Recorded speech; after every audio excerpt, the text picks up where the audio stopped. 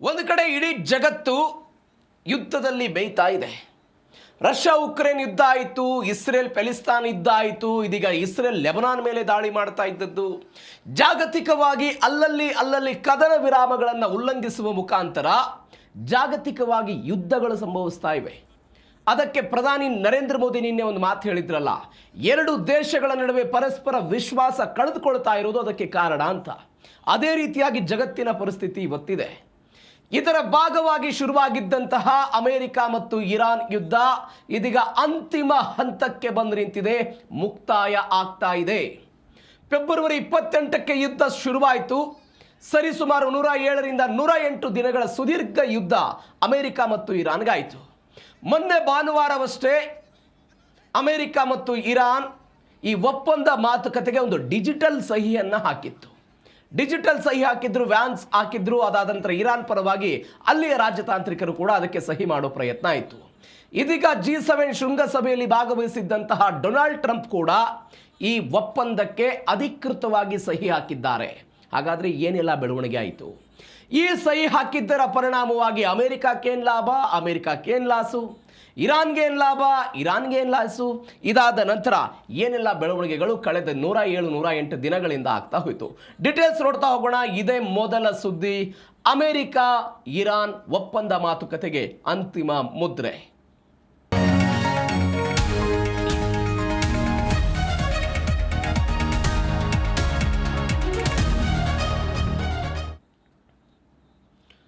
ನಾವು ಅನೇಕ ಬಾರಿ ಇದೇ DNA ಚರ್ಚೆ ಮಾಡಿದ ಹಾಗೆ ಯುದ್ಧ ನಡೀತಾ ಇದ್ದದ್ದು ಕೇವಲ ತ್ರಿಕೋನಾಕೃತಿಯಲ್ಲಿ 3 ದೇಶಗಳು. ಇಸ್ರೇಲ್ ಅಮೆರಿಕ ಜಂಟಿ ದಾಳಿಯನ್ನು ಇರಾನ್ ಎದುರಿಸ್ತಾ ಇತ್ತು, ಇರಾನ್ ಕೂಡ ಪ್ರತಿ ದಾಳಿ ಮಾಡ್ತಾ ಇತ್ತು.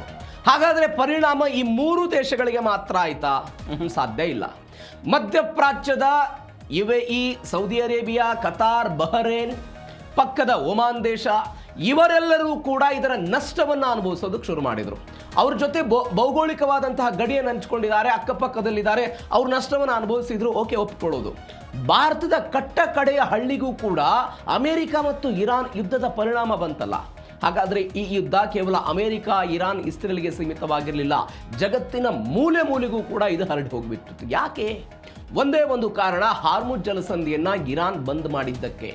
ತೈಲದ ಅಭಾವ ಸೃಷ್ಟಿಯಾಯಿತು. ತೈಲದ ಅಭಾವ ಸೃಷ್ಟಿಯಾದಾಗ ಹಣದುಬ್ಬರ ಜಾಸ್ತಿ ಆಗುತ್ತೆ.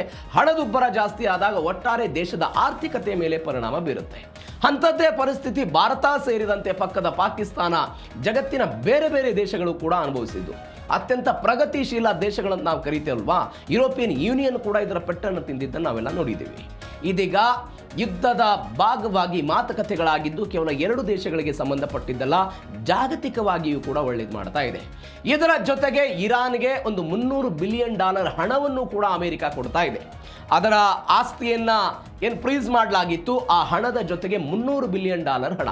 ನಿನ್ನೆ ಅದರ ಬಗ್ಗೆ ಸುದೀರ್ಘವಾಗಿ ನೋಡಿದ್ದೀವಿ. ಹಾಗಾದರೆ ಏನು ಬೆಳವಣಿಗೆಗಳಾಯಿತು? ಡೀಟೇಲ್ಸ್ ನೋಡ್ತಾ ಹೋಗೋಣ. ಮಧ್ಯಪ್ರಾಚ್ಯ ಯುದ್ಧಕ್ಕೆ ಬಿಗ್ ಬ್ರೇಕ್ ಬಿದ್ದಿದೆ. ಅಮೆರಿಕ ಮತ್ತು ಇರಾನ್ ನಡುವೆ ಒಂದು ಐತಿಹಾಸಿಕ ಶಾಂತಿ ಒಪ್ಪಂದದ ಮಾತುಕತೆ ಇದೀಗ ಅಂತಿಮ ಆಗಿದೆ. ಅಂತಿಮ ಮುದ್ರೆಯನ್ನು ಒಪ್ಪಲಾಗಿದೆ. ವರ್ಸೈಲ್ಸ್ನ ಅರಮನೆಯ ಭೋಜನ ಕೂಟದಲ್ಲೇ ಟ್ರಂಪ್ ಡಿಜಿಟಲ್ ಸಹಿ ಹಾಕಿದ್ರು. ಇತ್ತ ಟೆಹರಾನ್ನಿಂದಲೂ ಕೂಡ ಅಧ್ಯಕ್ಷ ಮಸೂದ್ ಪೆಜಿಶ್ಕಿಯಾನ್ ಎಲ್ಲ ಒಪ್ಪಿಗೆ ಕೊಟ್ಟರು. ನಾಳೆ ಸಭೆ ಆಗಬೇಕಾಗಿತ್ತು ಜಿನೇವಾದಲ್ಲಿ, ಆ ಸಭೆಯನ್ನು ರದ್ದು ಮಾಡಿದ್ದಾರೆ ಅಂತ ಸುದ್ದಿಗಳು ಬರ್ತಾ ಇದೆ. ಅದಕ್ಕೆ ರದ್ದು ಮಾಡೋದಕ್ಕೂ ಕೂಡ ಬೇರೆ ಬೇರೆ ಕಾರಣಗಳಿತ್ತು. ಇದೀಗ ರದ್ದಾಗಿ ಡೊನಾಲ್ಡ್ ಟ್ರಂಪ್ ಅವರು G7 ಶೃಂಗಸಭೆ ಫ್ರಾನ್ಸ್ನ ವರ್ಸೈಲ್ ಅರಮನೆಯಲ್ಲಿ ಒಂದು ಫ್ರೆಂಚ್ ಅಧ್ಯಕ್ಷರು ಒಂದು ಅದ್ದೂರಿಯಾದಂಥ ಔತಣಕೂಟವನ್ನು ಏರ್ಪಡಿಸಿದ್ರು. ಆ ಔತಣಕೂಟದಲ್ಲಿ ಇದೀಗ ಡೊನಾಲ್ಡ್ ಟ್ರಂಪ್ ಸಹಿ ಮಾಡಿದರು. ಭಾನುವಾರ ಡಿಜಿಟಲ್ ಸಹಿ ಆಗಿತ್ತು. JD ವ್ಯಾನ್ಸ್ ಮತ್ತು ಮೊಹಮ್ಮದ್ ಬಾಗರ್ ಗಲಿಬಾಬ್ ಇವರೆಲ್ಲ ಸೈನ್ ಮಾಡಿದ್ರು. ಅದಾದ ನಂತರ ಡೊನಾಲ್ಡ್ ಟ್ರಂಪ್ ಇದೀಗ ಅಧಿಕೃತವಾಗಿ ಅದಕ್ಕೆ ಸಹಿ ಮಾಡಿದ್ದಾರೆ.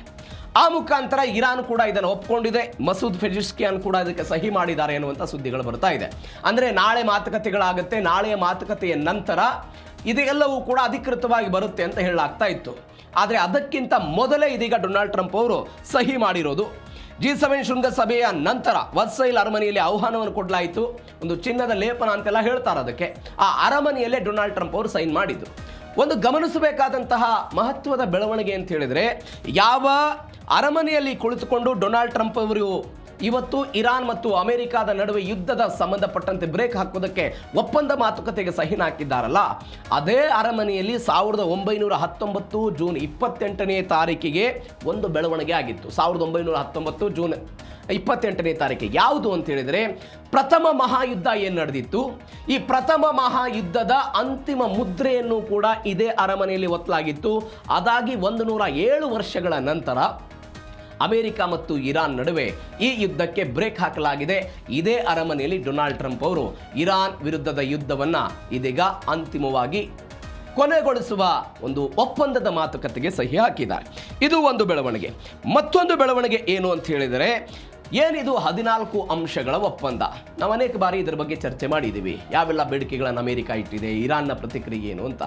ಉಭಯ ದೇಶಗಳ 14 ಅಂಶಗಳ ಬಗ್ಗೆ, ಲೆಬನಾನ್ ಸೇರಿದಂತೆ ಎಲ್ಲ ರಂಗಗಳಲ್ಲೂ ಕೂಡ ಮಿಲಿಟರಿ ಕಾರ್ಯಾಚರಣೆ ಅಂತ್ಯ ಆಗಬೇಕು ಅಂತ ಇರಾನ್ ಮೊದಲ ದಿನದಿಂದಲೂ ಕೂಡ ಎಲ್ಲ ರಂಗಗಳು, ನೀವು ನೋಡಿ, ಅದು ಹಮಾಸ್ ಆಗಿರ್ಬೋದು, ಹೆಜ್ಬುಲ್ಲಾ ಆಗಿರ್ಬೋದು, ಹೌತಿ ಆಗಿರ್ಬೋದು, ಈ ರೆಸಿಸ್ಟೆನ್ಸ್ ಅನ್ನುವಂತಹ ಪದವನ್ನು ಬಳಕೆ ಮಾಡಿ ಇರಾನ್ ತನ್ನ ಮಿತ್ರರನ್ನೆಲ್ಲನೂ ಕೂಡ ಒಗ್ಗಟ್ಟು ಮಾಡಿಕೊಂಡು ಇಸ್ರೇಲ್ ವಿರುದ್ಧ ಹೋರಾಟ ಮಾಡುತ್ತಲ್ಲ, ಆ ರೆಸಿಸ್ಟೆನ್ಸ್ ಗ್ರೂಪನ್ನು ಆಕ್ಟಿವ್ ಮಾಡೋ ಪ್ರಯತ್ನವನ್ನು ಇರಾನ್ ಅವರು ಮಾಡಿದ್ರು. ಈ ಯುದ್ಧ ಶುರುವಾದ ಮೇಲೆ ಇಸ್ರೇಲ್ ಏನು ಮಾಡ್ತು, ಲೆಬನಾನ್ ಮೇಲೆ ದಾಳಿ ಮಾಡೋದಕ್ಕೆ ಶುರುವಾಯಿತು. ಲೆಬನಾನ್ ಮೇಲೆ ಯಾವುದೇ ಕಾರಣಕ್ಕೂ ದಾಳಿ ಆಗಬಾರ್ದು ಅಂತ ನಾವು ಅನೇಕ ಬಾರಿ ಹೇಳಿದ್ದೀವಿ. ಸಿರಿಯಾ ಮುಖಾಂತರ ಹೆಜ್ಬುಲ್ಲಾಗೆ ಸಹಾಯ ಸಿಗುತ್ತೆ, ಸಿರಿಯಾವನ್ನು ಟಾರ್ಗೆಟ್ ಮಾಡೋ ಮುಖಾಂತರ ಇಸ್ರೇಲ್ ಅವರು ದಾಳಿ ಮಾಡ್ತಾರೆ ಅಂತ. ಹೀಗಾಗಿ ಇವರು ಹೇಳ್ತಾ ಇದ್ದಾರೆ, ಎಲ್ಲ ವಲಯಗಳಲ್ಲೂ ಕೂಡ ಈ ಮಿಲಿಟರಿ ಕಾರ್ಯಾಚರಣೆ ಅಂತ್ಯ ಆಗುವುದು. ಅದಾದ ನಂತರ ಪರಸ್ಪರ ಸಾರ್ವಭೌಮತ್ವಕ್ಕೆ ಗೌರವ ಕೊಡೋದಕ್ಕೆ ಅಮೆರಿಕ ಮತ್ತು ಇರಾನ್ ಅವರೆಲ್ಲ ಸಮ್ಮತಿಯನ್ನು ಕೊಟ್ಟಿದ್ದಾರೆ. 60 ದಿನಗಳ ಗಡುವನ್ನು ಕೊಟ್ಟಿದ್ದಾರೆ. ಏನಾಗುತ್ತೆ 60 ದಿನಗಳ ಗಡುವಲ್ಲಿ? 60 ದಿನಗಳಲ್ಲಿ ಉಭಯ ದೇಶಗಳು ಮೇಲ್ವಿಚಾರಣೆ ಮಾಡ್ತಾರೆ. ಈಗೇನು ಒಪ್ಪಂದ ಆಗಿದೆ, ಆ ಒಪ್ಪಂದದ ಮಾತುಕತೆಯಂತೆ ಉಭಯ ದೇಶಗಳು ನಡೆದುಕೊಳ್ತಾ ಇಲ್ಲವೋ ಅಂತ ಒಂದು. ಹೆಂಗೆ ಅಂತ ಹೇಳಿದ್ರೆ, ಈಗ ಅಮೆರಿಕ ನಂಬೋದಕ್ಕೆ ಅಸಾಧ್ಯವಾದಂತಹ ದೇಶ ಅಂತ ಇರಾನ್ ಅವರು ಹೇಳ್ತಾ ಇದ್ದಾರೆ. ಯಾಕಂದ್ರೆ ಕದನ ವಿರಾಮ ಚಾಲ್ತಿಯಲ್ಲಿ ಇದ್ದಂತಹ ಸಮಯದಲ್ಲಿನೇ ಯಾರು ದಾಳಿ ಮಾಡಿದ್ರು? ಇದೇ ಅಮೆರಿಕ ಅಧ್ಯಕ್ಷ ಡೊನಾಲ್ಡ್ ಟ್ರಂಪ್ ಅವರು ಹಾರ್ಮುಜ್ನಲ್ಲಿ ದಾಳಿ ಮಾಡೋ ಪ್ರಯತ್ನವನ್ನು ಮಾಡಿದ್ರು, ಇರಾನ್ ಮೇಲೆ ದಾಳಿ ಮಾಡೋ ಪ್ರಯತ್ನವನ್ನು ಮಾಡಿದ್ರು. ಈ ಭಾಗ ಆಗಿತ್ತು. ಅದನ್ನು ಅಬ್ಸರ್ವೇಷನ್ ಯಾರು ಮಾಡ್ತಾರೆ? ಇರಾನ್ ಕಡೆಯಿಂದ ಮಾಡ್ತಾರೆ. ಅಮೆರಿಕ ಏನು ಅಬ್ಸರ್ವ್ ಮಾಡುತ್ತೆ? ಪರಮಾಣು ಕಾರ್ಯಕ್ರಮದಲ್ಲಿ ಮತ್ತೇನಾದ್ರೂ ಪ್ರಗತಿಯನ್ನು ಸಾಧಿಸ್ತಾ ಇದ್ದಾರೆ ಅನ್ನೋದನ್ನು ಅವ್ರ ಮೇಲೆ ವಿಚಾರಣೆ ಮಾಡ್ತಾರೆ. ಅದಾದ ನಂತರ ಯುರೇನಿಯಂ ಪುಷ್ಟೀಕರಣ, ಅದ್ರ ಬಗ್ಗೆಯೂ ಕೂಡ ಮಾತುಕತೆ ಆಗಿದೆ. ಅದರಲ್ಲಿ ಏನಾದರೂ ಕೂಡ ಅದರ 90% ಏರಿಕೆ ಮಾಡೋದಕ್ಕೆ ಏನಾದರೂ ಕೆಲಸ ಮಾಡ್ತಿದ್ದಾರೆ. ಇದನ್ನು ಅಮೆರಿಕ ನೋಡುತ್ತೆ. ಹೀಗಾಗಿ 60 ದಿನಗಳ ಈ ಮೇಲ್ವಿಚಾರಣೆಯಲ್ಲಿ ಏನಾಗುತ್ತೆ ಅನ್ನೋದು ಕಾದು ನೋಡಬೇಕು. ಮತ್ತೊಂದು, ಹಾರ್ಮುಜ್ ಜಲಸಂಧಿ ಮುಕ್ತ, ತೈಲ ಬೆಲೆ ಇಳಿಕೆ. ಬ್ರೆಂಟ್ ಕಚ್ಚಾ ತೈಲ ದರ ಇಳಿಕೆ ಆಗಿದ್ದನ್ನು ನಾವೆಲ್ಲ ನೋಡಿ, $120 ಆಸುಪಾಸಿಗೆ ಹೋಗ್ಬಿಟ್ಟಿತ್ತು.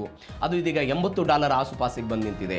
ತೈಲ ಮಾರುಕಟ್ಟೆಯಲ್ಲಿ ಬೇಡಿಕೆ ಮತ್ತು ಪೂರೈಕೆಯಲ್ಲಿ ವ್ಯತ್ಯಾಸವಾಗಿದ್ದು ಇದೀಗ ಸರಿಯಾಗಿದೆ ಅಂತ ಸುದ್ದಿಗಳು ಬರ್ತಾ ಇರೋದು. ಹೀಗಾಗಿ ಜಗತ್ತಿನ ಪ್ರಮುಖ ತೈಲ ಮಾರ್ಗವಾದಂಥ ಹಾರ್ಮುಜ್ ಜಲಸಂಧಿ ಮತ್ತೆ ಪುನರ್ ಆರಂಭ ಆಗ್ತಾ ಇದೆ. ವಾಣಿಜ್ಯ ಹಡಗುಗಳ ಸಂಚಾರಕ್ಕೆ ಇರಾನ್ನಿಂದ 60 ದಿನಗಳ ಕಾಲ ಮುಕ್ತ ಅವಕಾಶ ಸಿಗ್ತಾ ಇದೆ. ಅಂದರೆ ಅವರೆಲ್ಲ ಟೋಲ್ ಕಟ್ಟಬೇಕು. ಅದಾದ ನಂತರ 40 ಕ್ವಶನ್ ಇದೆ, ಆ ಪ್ರಿಂಟ್ಔಟ್ ತೆಗೆದುಕೊಂಡು ಅದಕ್ಕೆಲ್ಲದಕ್ಕೂ ಕೂಡ ಉತ್ತರ ಕೊಡಬೇಕು. ಇರಾನ್ನ ಮಿತ್ರ ದೇಶ ಅಂದರೆ ಇಸ್ರೇಲ್ನ ಮಿತ್ರ ದೇಶದ ಹಡಗುಗಳನ್ನು ಬಿಡಲ್ಲ, ಅಮೆರಿಕದ ಮಿತ್ರ ದೇಶಗಳ ಹಡಗುಗಳನ್ನು ಬಿಡಲ್ಲ, ನಮ್ಮ ನಿಯಮಗಳನ್ನು ಎಟ್ ಎನಿ ಕಾಸ್ಟ್ ಎಲ್ಲ ಫಾಲೋ ಮಾಡಬೇಕಂತೆಲ್ಲ ಹೇಳಿದ್ರು. ಇದೀಗ 60 ದಿನಗಳ ಕಾಲ ಮುಕ್ತ ಅವಕಾಶವನ್ನು ಕೊಟ್ಟಿದ್ದಾರೆ. ಮತ್ತೊಂದು 30 ದಿನಗಳ ಒಳಗೆ ಸಮುದ್ರದಲ್ಲಿನ ಮೈನನ್ನು ತೆರವುಗೊಳಿಸ್ತಾರೆ. ಅಂದರೆ ಯಾವುದೇ ಹಡಗುಗಳು ಹೋಗಬಾರ್ದು. ಒಂದು ವೇಳೆ ಹಡಗುಗಳು ಹೋದರೂ ಕೂಡ ಅದು ಸ್ಫೋಟ ಆಗಬೇಕು, ಹಾನಿ ಆಗಬೇಕು ಅನ್ನೋ ಕಾರಣಕ್ಕಾಗಿ ಮೈನ್ಗಳನ್ನು ಅಳವಡಿಕೆ ಮಾಡಿದ್ರು. ಆ ಮೈನ್ಗಳನ್ನು ಕೂಡ ತೆರವು ಮಾಡೋದಕ್ಕೆ ಅಮೆರಿಕದ ನೌಕಾಪಡೆಗೆ ಇರಾನ್ ಅವರು ಅನುಮತಿಯನ್ನು ಕೊಟ್ಟಿದ್ರು. ಇದೀಗ ಮುಂದಿನ 30 ದಿನಗಳ ಕಾಲ ಅದೊಂದು ಮ್ಯಾಪಿಂಗ್ ಇದೆ, ಎಲ್ಲೆಲ್ಲಿ ಯಾವ್ಯಾವ ಮೈನ್ಗಳನ್ನು ಹಾಕಲಾಗಿದೆ, ಅದರ ಪ್ರಮಾಣ ಏನಿದೆ, ಏನು ಎತ್ತ ಅಂತ. ಆ ಮ್ಯಾಪಿಂಗ್ನ ಅನ್ವಯ ಇದೀಗ ಮೈನ್ಗಳ ತೆರವು ಕಾರ್ಯಾಚರಣೆ ಆಗುತ್ತೆ. ಆ ಮುಖಾಂತರ ವಾಣಿಜ್ಯ ಹಡಗುಗಳು ಸುಗಮವಾಗಿ ಬರೋದಕ್ಕೆ ಶುರುವಾದರೆ, ಅದು ಒಪೆಕ್ನಿಂದಲೂ ಕೂಡ ತೈಲ ಉತ್ಪಾದನೆ ಜಾಸ್ತಿ ಆಗುತ್ತೆ. ತೈಲ ಉತ್ಪಾದನೆ ಜಾಸ್ತಿ ಆದಂತಹ ಸಮಯದಲ್ಲಿ ನಮಗೆ ಪೂರೈಕೆ ಆಗುತ್ತೆ. ಪೂರೈಕೆ ಆದಂತಹ ಸಮಯದಲ್ಲಿ ಸಹಜವಾಗಿ ತೈಲ ಬೆಲೆ ಇಳಿಕೆ ಆಗುತ್ತೆ. ಬಟ್ ನಮ್ಮ ದೇಶದಲ್ಲಿ ಅಥವಾ ನಮ್ಮ ರಾಜ್ಯದಲ್ಲಿ ಅವರು ವಿಧಿಸುವಂತಹ ಸೆಸ್ಸು ಅದರ ಮೇಲೆ ಡಿಪೆಂಡೆನ್ಸ್ ಆಗುತ್ತೆ. ಬಟ್ ಅಂತಾರಾಷ್ಟ್ರೀಯ ಮಾರುಕಟ್ಟೆಯಲ್ಲಿ ಕಚ್ಚಾ ತೈಲದ ದರ ಇಳಿಕೆ ಆಗುತ್ತೆ. ಇದು ಗಮನಿಸಬೇಕಾದ ಸಂಗತಿ. ಮತ್ತೊಂದು, $300 ಬಿಲಿಯನ್ ಪುನರ್ ನಿರ್ಮಾಣ ನಿಧಿ. ನಾವು ನಿನ್ನೆ ಇದ್ರ ಬಗ್ಗೆ ಚರ್ಚೆ ಮಾಡಿದ್ವಿ. ವ್ಯಾನ್ಸ್ ಆಗಿರ್ಬೋದು, ಡೊನಾಲ್ಡ್ ಟ್ರಂಪ್ ಅವರಾಗಿರ್ಬೋದು, ಈ ವಿಚಾರಕ್ಕೆ ಸಂಬಂಧಪಟ್ಟಂತೆ ಒಂದು ಸ್ಪಷ್ಟನೆ ಕೊಡೋ ಪ್ರಯತ್ನವನ್ನು ಮಾಡಿದ್ರು. ಅಂದರೆ ಇರಾನ್ ಏನು ಹೇಳ್ತಾ ಇತ್ತು, ನನ್ನ ದೇಶಕ್ಕೆ ಹಾನಿ ಆಗಿದೆ, ನೀವು ದಾಳಿ ಮಾಡಿದ್ರಿಂದ ಹಾನಿಯಾಗಿದೆ, ಅದರ ಪರಿಹಾರದ ರೂಪದಲ್ಲಿ ಕೊಡಿ ಅಂತ. ಅಂತಾರಾಷ್ಟ್ರೀಯ ನಿಯಮಗಳಲ್ಲಿ ಇದನ್ನು ಯುದ್ಧ ಪರಿಹಾರ ಅಂತ ಕರೀತಾರೆ. ಯುದ್ಧ ಪರಿಹಾರ ಅನೇಕ ಯುದ್ಧಗಳಲ್ಲಿ ಅಮೆರಿಕಾನು ಕೊಟ್ಟಿದೆ, ಹಿಂದೆ ಜರ್ಮನಿಯು ಕೂಡ ಕೊಟ್ಟಿದೆ, ಬೇರೆ ಬೇರೆ ದೇಶಗಳು ಬೇರೆ ಬೇರೆ ಕಾರಣಕ್ಕಾಗಿ ಕೊಟ್ಟಿದೆ. ಇರಾನ್ ಕೂಡ ಅದನ್ನೇ ಕೇಳ್ತಾ ಇತ್ತು, ಯುದ್ಧ ಪರಿಹಾರವನ್ನು ಕೊಡಬೇಕು ಅಂತ. ಅಮೆರಿಕಾದವರು ಏನು ಹೇಳಿದ್ರು, ಅಮೆರಿಕ ದೇಶದ ಒಬ್ಬ ಪ್ರಜೆ ಕಟ್ಟಿದಂತಹ ತೆರಿಗೆ ಹಣವನ್ನು ನಾವು ಇರಾನ್ಗೆ ಕೊಡೋದಿಲ್ಲ ಅಂತ. ಇದರ ಬದಲಾಗಿ ಅಮೆರಿಕಾದವರು ಏನು ಮಾಡ್ತಾ ಇದ್ದಾರೆ, ಹೂಡಿಕೆಯ ರೂಪದಲ್ಲಿ ಅದಕ್ಕೆ $300 ಬಿಲಿಯನ್ ಕೊಡೋದಕ್ಕೆ ಹೋಗ್ತಾ ಇರೋದು.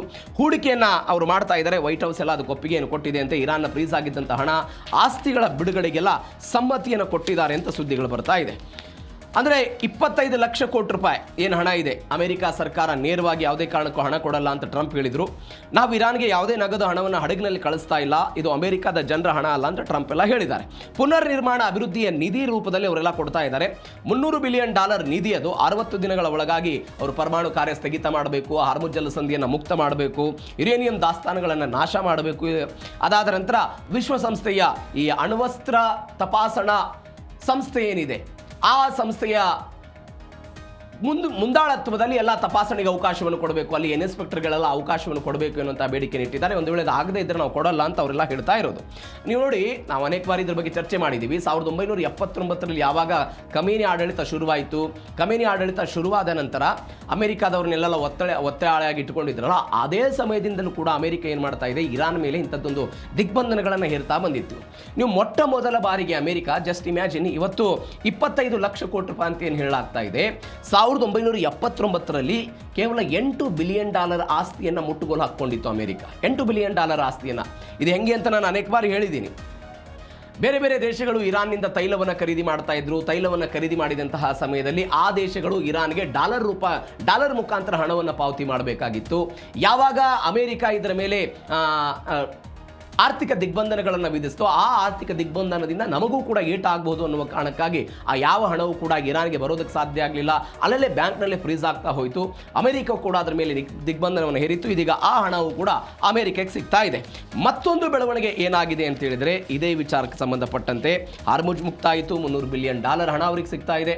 ಮತ್ತೊಂದು ಏನು ಅಂತ ಹೇಳಿದರೆ, ಇರಾನ್ ಪರಮಾಣು ಅಸ್ತ್ರಕ್ಕೆ ಬ್ರೇಕ್ ಬೀಳುವುದು. ಪರಮಾಣು ಶಸ್ತ್ರಾಸ್ತ್ರ ತಯಾರು ಮಾಡೋದಿಲ್ಲ ಅಂತೆಲ್ಲ ವಚನ ಕೊಟ್ಟಿದ್ದಾರಂತೆ.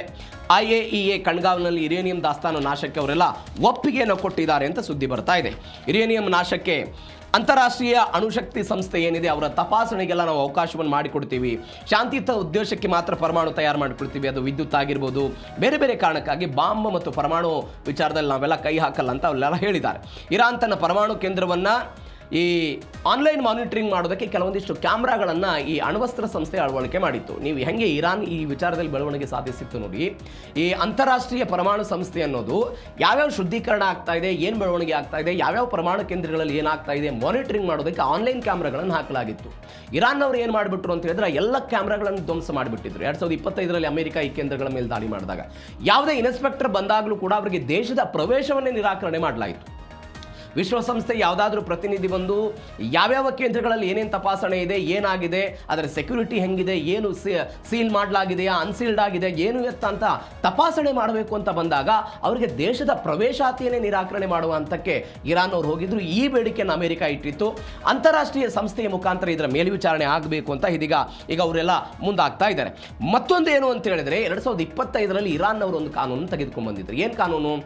ಅಮೆರಿಕ ಇರಾನ್ ಮೇಲೆ ಹೇರಿರುವಂತಹ ಎಲ್ಲ ನಿರ್ಬಂಧಗಳನ್ನು ಸಂಪೂರ್ಣವಾಗಿ ತೆರೆಯುವ ತನಕ ಯಾವುದೇ ಕಾರಣಕ್ಕೂ ಅಂತಾರಾಷ್ಟ್ರೀಯ ಪರಮಾಣು ಸಂಸ್ಥೆಯ ಒಬ್ಬ ಅಧಿಕಾರಿಯನ್ನು ಕೂಡ ನಾವು ಇರಾನ್ ಒಳಗೆ ಬಿಟ್ಕೊಳ್ಳಲ್ಲ, ಅವರಿಂದ ಇರಾನ್ನ ಪರಮಾಣು ಕೇಂದ್ರಗಳ ತಪಾಸಣೆಗೆ ನಾವು ಅವಕಾಶವನ್ನು ಮಾಡಿಕೊಡಲ್ಲ ಅಂತ ಕಾನೂನಿನ ಮುಖಾಂತರ 2025 ತೆಗೆದುಕೊಂಡು ಬರಲಾಗಿತ್ತು.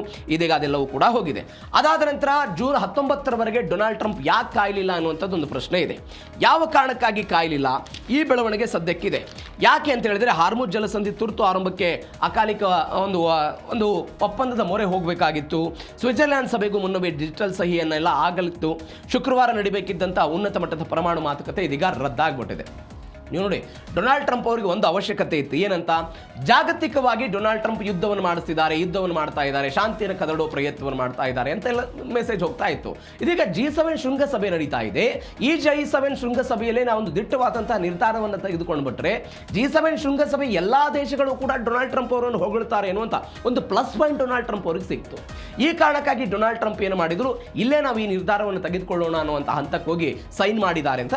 ನಾಳೆ ಕೇವಲ ಒಂದು ಔಪಚಾರಿಕವಾದಂತಹ ಸಭೆ ಆಗಬೇಕಾಗಿತ್ತು ಅಧಿಕಾರಿಗಳ ಸಮ್ಮುಖದಲ್ಲಿ ಒಂದು ಕಾರ್ಯಕ್ರಮ ಆಗಬೇಕಾಗಿತ್ತು. ಬಟ್ ಇದೀಗ ಅದೆಲ್ಲ ಆಗ್ತಾ ಇಲ್ಲ, ಅದನ್ನು ರದ್ದುಪಡಿಸಲಾಗಿದೆ. ಮತ್ತೊಂದು ಕಡೆ ತೈಲದ ವಿಚಾರದಲ್ಲಿ ಹೆಚ್ಚು ದರ ಏರಿಕೆ ಆಗುವಂಥದ್ದು, ಮತ್ತೆ ದಾಳಿ ಆಗುವಂತಹ ಭೀತಿ ಇವೆಲ್ಲವೂ ಕೂಡ ಆಗುವಂತಹ ನಿಟ್ಟಿನಲ್ಲಿತ್ತು. ಇದೀಗ ಡೊನಾಲ್ಡ್ ಟ್ರಂಪ್ ಅವರು ಅವಧಿಗೆ ಮುನ್ನವೇ ಈ ಒಪ್ಪಂದಕ್ಕೆ ಸಹಿ ಹಾಕುವ ಪ್ರಯತ್ನವನ್ನು ಮಾಡಿ ಇದೀಗ ಸಹಿ ಹಾಕಿದ್ದಾರೆ. ಮತ್ತೊಂದು ಕಡೆ ಜಾಗತಿಕವಾಗಿಯೂ ಕೂಡ ಡೊನಾಲ್ಡ್ ಟ್ರಂಪ್ ಅವರ ಮೇಲೆ ಒತ್ತಡ ಇತ್ತು. ಒತ್ತಡ ಏನಿತ್ತು ಅಂತ ಹೇಳಿದ್ರೆ, ಈ ಯುದ್ಧ ಅಂತ್ಯ ಆಗಬೇಕು, ಶಾಂತಿ ಸ್ಥಾಪನೆ ಆಗಬೇಕು ಮಧ್ಯಪ್ರಾಚ್ಯದಲ್ಲಿ ಅಂತ. ಹೀಗಾಗಿ ಆ ಒಂದು ಪ್ರಯತ್ನಕ್ಕೆ ಅವ್ರು ಹೋಗಿದ್ದಾರೆ.